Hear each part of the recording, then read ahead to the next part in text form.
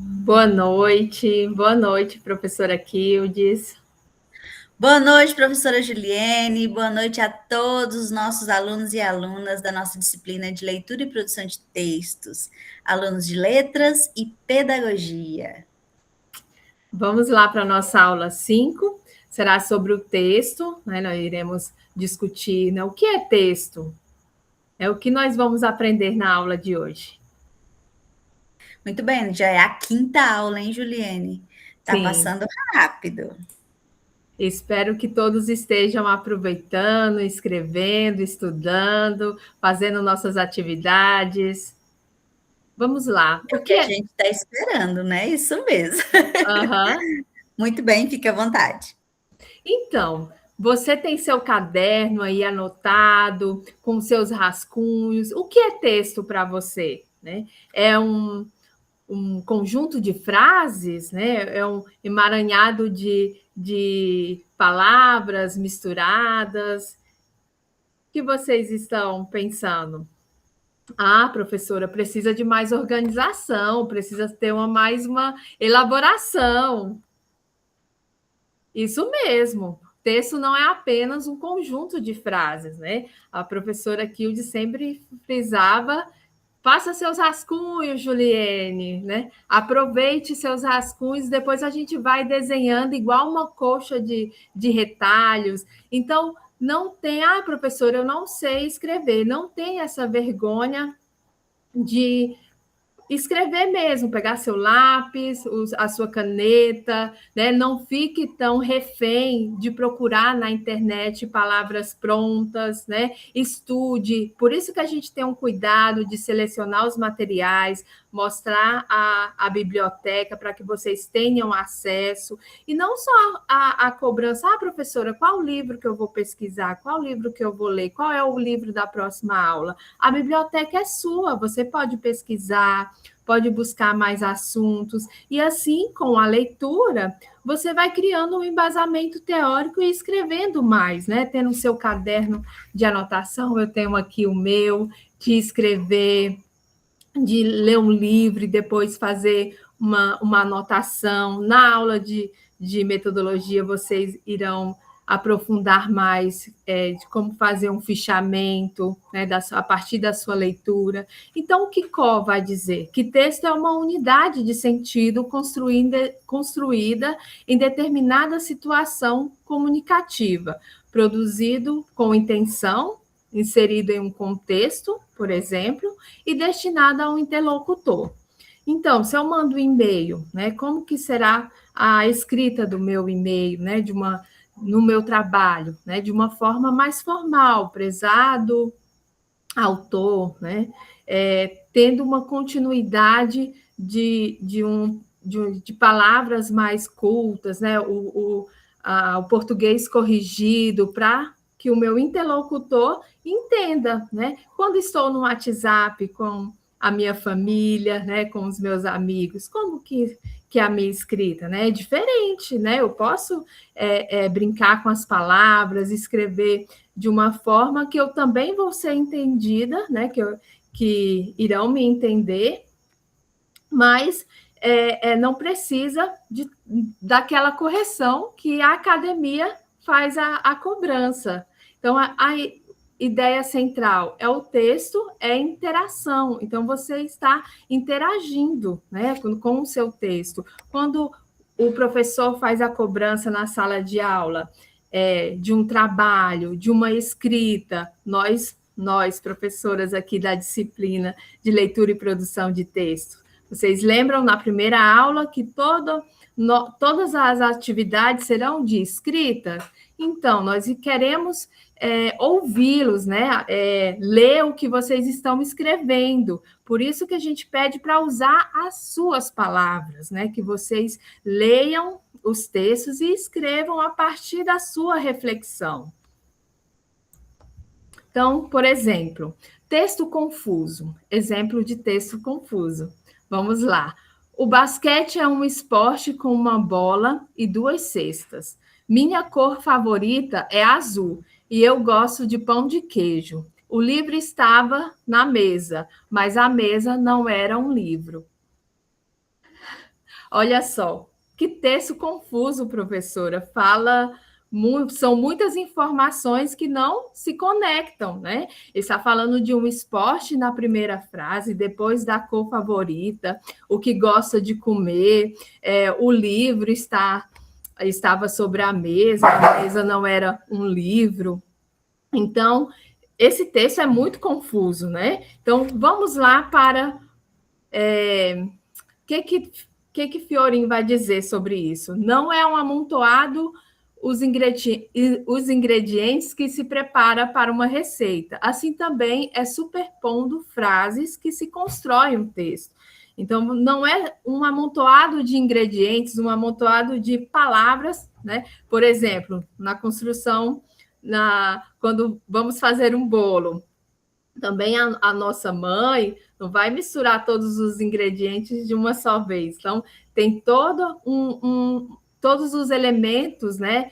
Devagar, preparando, são os ovos primeiro, coloca o trigo ou não. E tem que seguir uma receita para o bolo sair certo, bem assado, não sair com aquele cheirinho de ovo. Então, na construção do texto é a mesma coisa, você não pode misturar, professora, aqui está várias palavras, sem vírgula, sem um parágrafo, sem uma citação, se for um texto mais elaborado, um artigo. Como que você construiu o seu texto? Não, professora, foi escrito a partir das minhas pesquisas. Mas onde que você pesquisou? Qual a fonte? É confiável, né? Então, você precisa elaborar melhor a sua resposta. Por isso que a gente cobra que precisa fazer os rascunhos, compartilhar isso com o seu professor, na nossa disciplina, quando nós vamos corrigir os trabalhos de vocês. Então, com os outros professores, não fiquem em dúvida na construção. Na dúvida eu vou buscar na internet a resposta certa. Não, nós somos, né, estamos na academia, precisamos refletir, construir, né, textos bem elaborados para que vocês possam ter uma boa formação. Exemplo do texto corrigido e coerente. Vamos lá. O basquete é um esporte com uma bola e 2 cestas, mas o que eu gosto mesmo é de ler um bom livro. Para mim, a leitura é mais prazerosa do que comer pão de queijo, pois me permite viajar para os outros mundos, diferente do que a simples cor azul pode me oferecer. Olha só, organizou as suas ideias, né? E conseguiu construir um bom texto, né?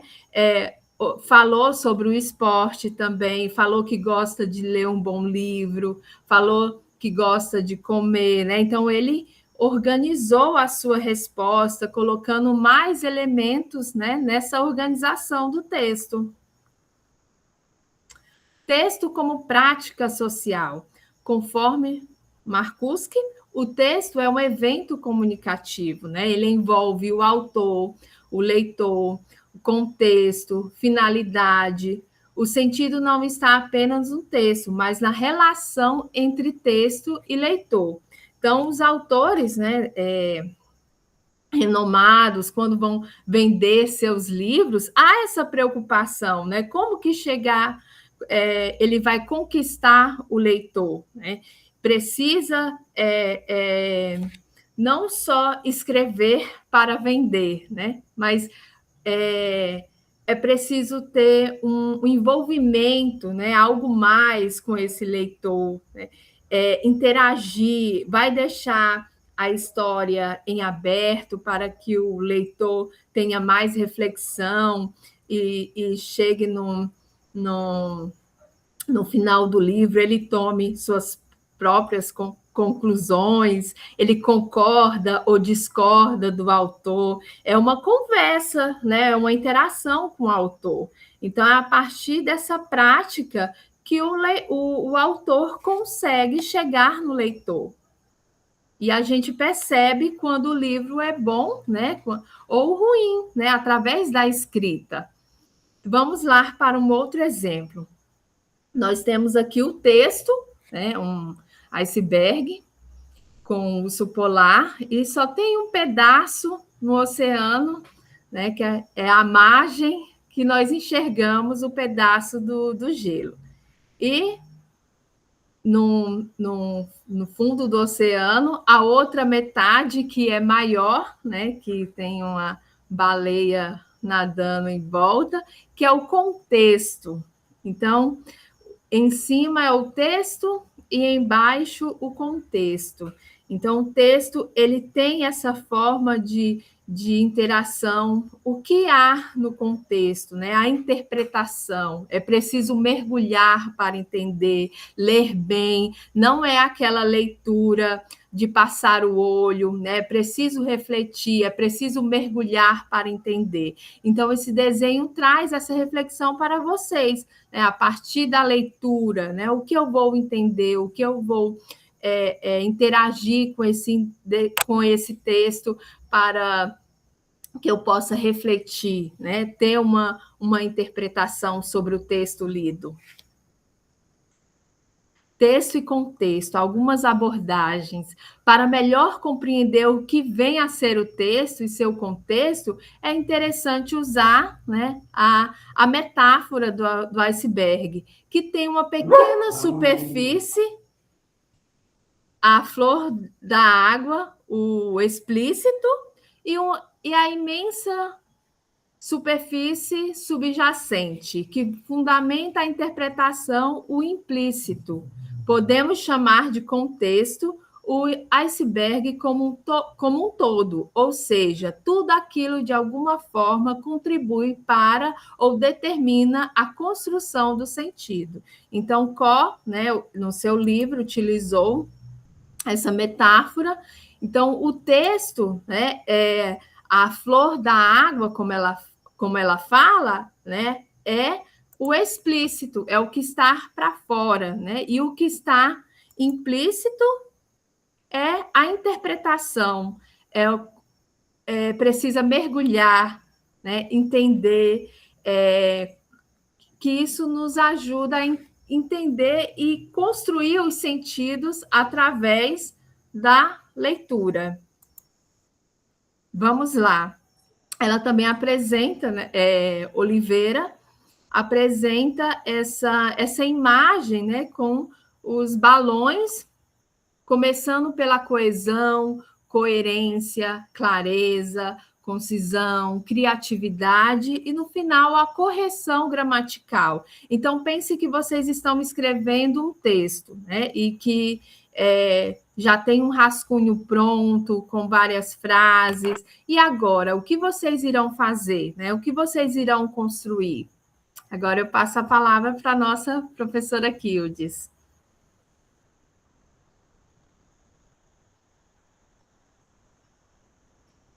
Tem que ligar o áudio primeiro, né, gente?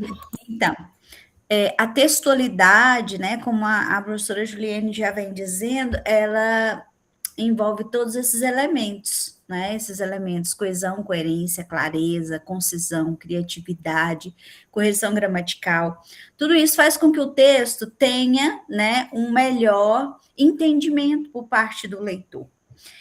A gente tem que lembrar, quando a gente está escrevendo, de que a pessoa que vai ler o nosso texto, ela vai estar longe da gente. A gente não vai estar ali perto para poder explicar o que a gente quis dizer. Então, todos os elementos devem estar ali naquele texto. E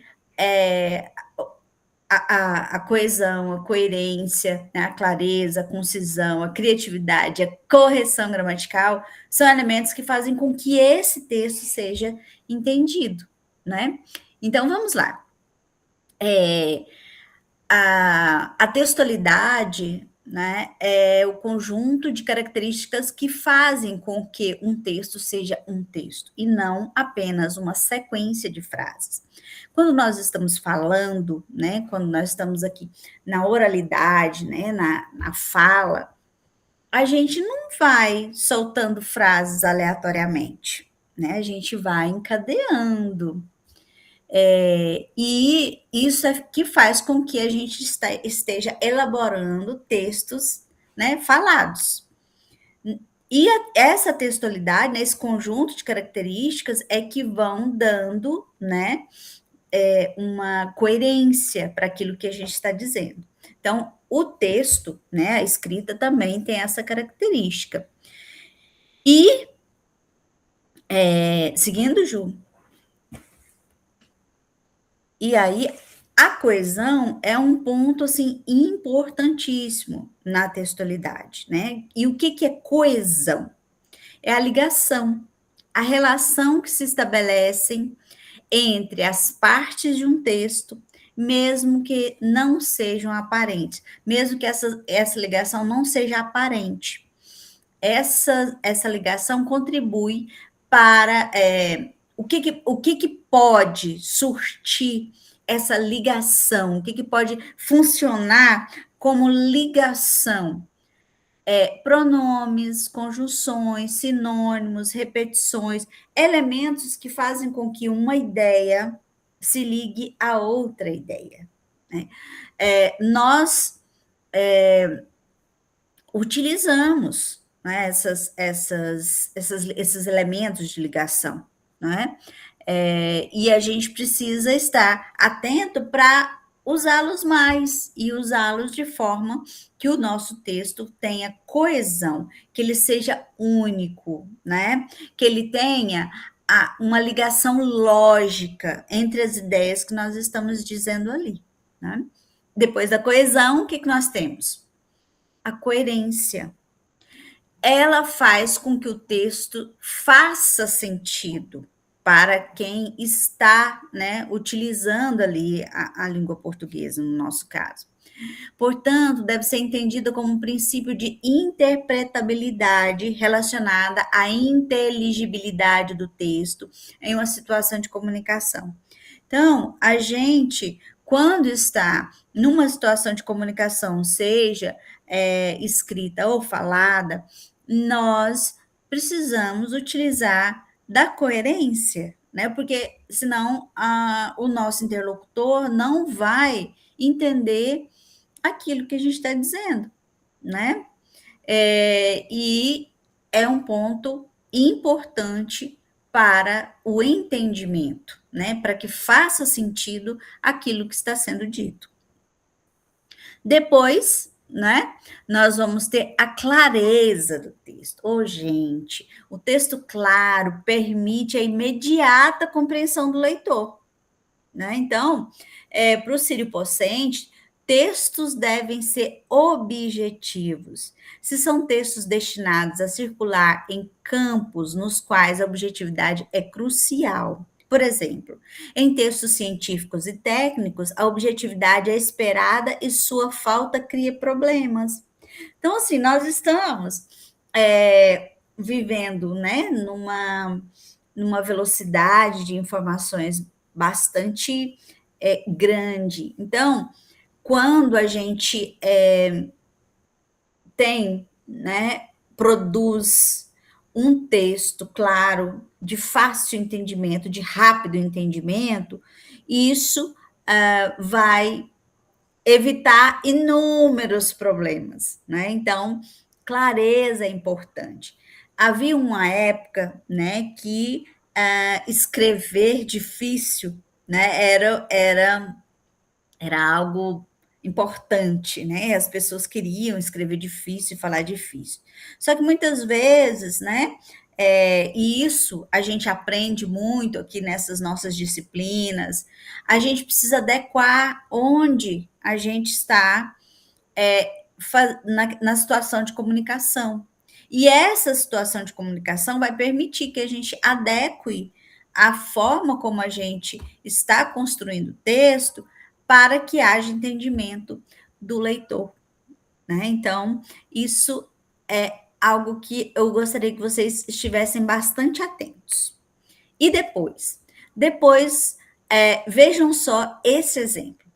Estou no apartamento pegando fogo. Pense um pouco. entrou no apartamento pegando fogo.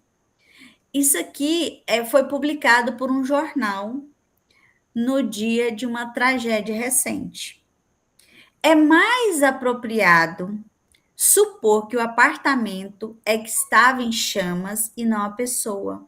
Mas o enunciado é ruim. Entrou no apartamento pegando fogo. Por não ser impossível que alguém estivesse em chamas reais ou figuradas, né? Então, quando eu digo entrou no apartamento pegando fogo e é uma situação de tragédia, quem está pegando fogo? O apartamento ou a pessoa? Né? Então, não está claro. Como é que deveria ser, Juliane? Entrou no apartamento que pegava fogo. Quem pegava fogo? O apartamento, né? Então, são pequenos ajustes realizados no texto que o deixam claro. Entendido? Concisão. Gente, um texto deve ser preciso, sua forma deve ser adequada ao conteúdo. Trata-se de uma característica próxima à clareza, pois a utilização de palavras em demasia pode obscurecer o sentido. Então, vocês já conversaram com pessoas que falam a mesma coisa e se repete e vai falando e fala a mesma coisa? Pois é, né? Há situações em que os textos também são produzidos assim, né? Então, o texto que a gente produz precisa ter clareza, mas também ele precisa ser conciso, ou seja, ir direto ao ponto, né? Claro que em muitas situações, e é o que a gente vai aprender aqui nessa disciplina, nós precisamos trazer elementos que nós chamamos de argumentos para a defesa daquela ideia. Entretanto, a forma como é adicionado mais um argumento diz muito da forma como o meu texto está sendo produzido, tá bom? Então, coerência, coesão, coerência, clareza, concisão são importantíssimos para o sucesso do nosso texto. E que mais? Devemos optar por títulos, sentenças e parágrafos e eliminar palavras supérfluas, né? Palavras que não são necessárias, né? Teve uma época que a gente utilizava muito o gerundismo, né? A gente dizia assim: eu vou estar entregando este livro, né? Olha, eu vou estar entregando esse livro. Então, não há necessidade, eu vou entregar este livro, né? Então, são elementos que podem, né, que funcionam, né, como elementos de concisão, certo? Vamos seguir? Então, nós devemos evitar definições sobre assuntos de que não se tem muito domínio. Gente, isso aqui é um ponto bastante importante.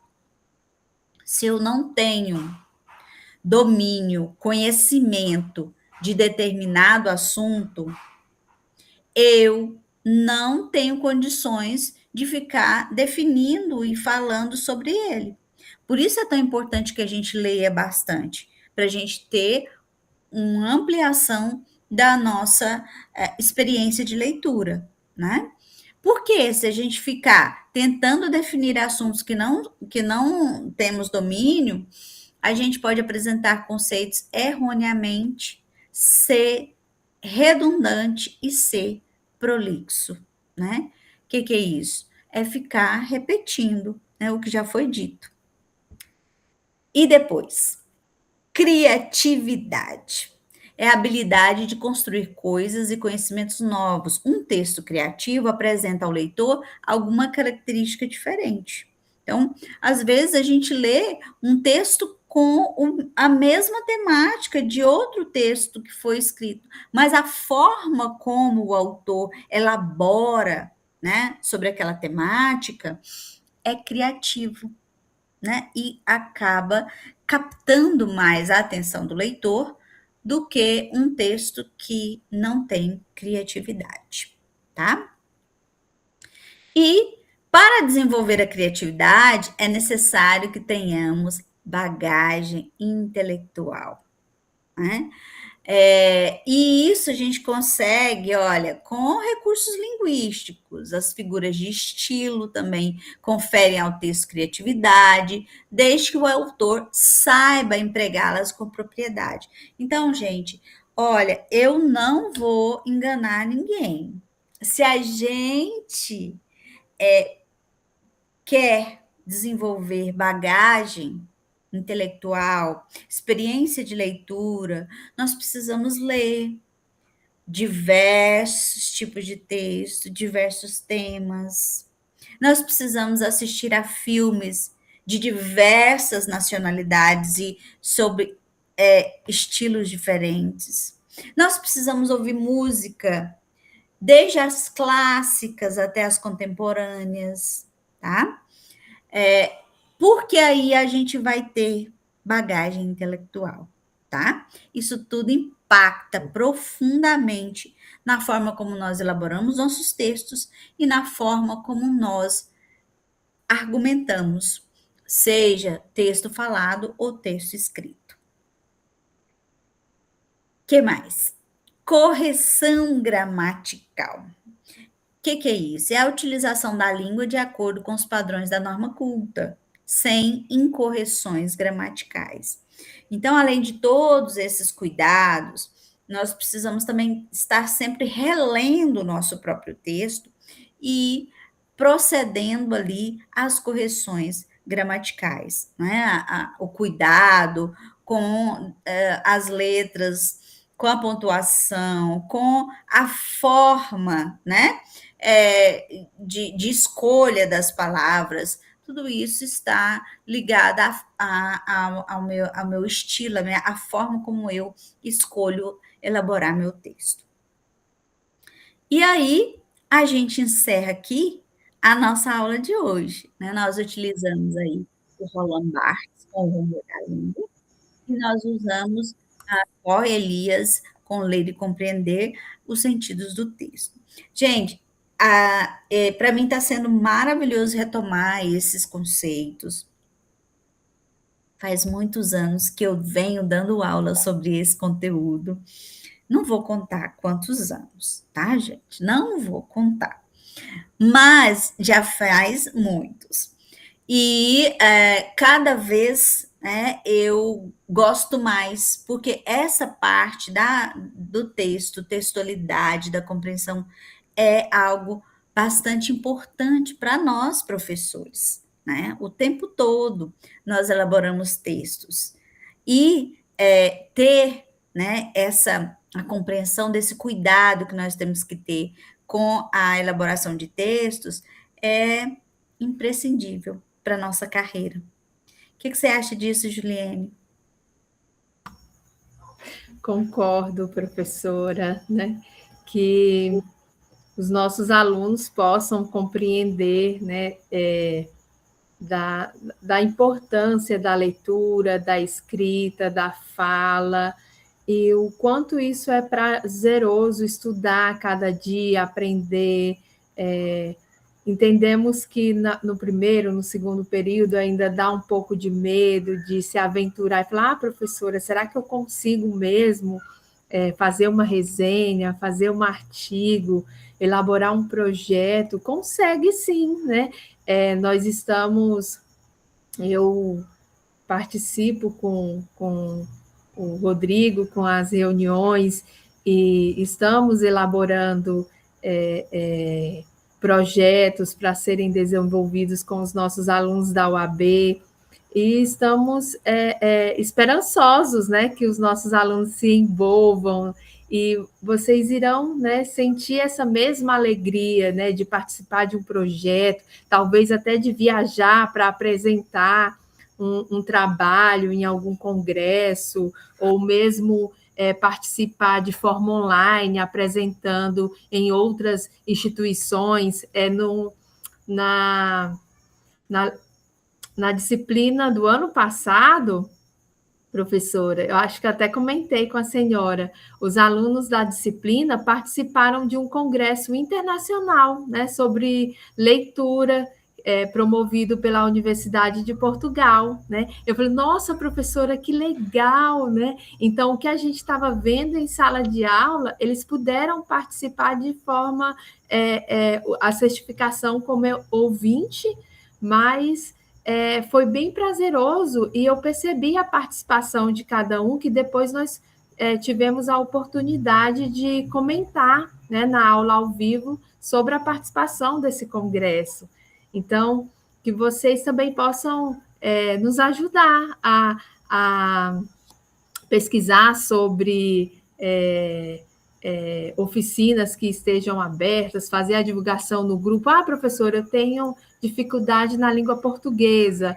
Tem oficina, tem escolas de extensão do ZIEF que abre cursos livres, né, para vocês irem aprendendo mais, né, fazendo suas pesquisas, aprendendo. Ju, podem ficar à vontade de assistir minhas aulas lá no YouTube. Sim, que a professora é youtuber, então tem muitas aulas. Coloca aí no YouTube, Quildes Batista Vicente, vocês verão muitos vídeos, né?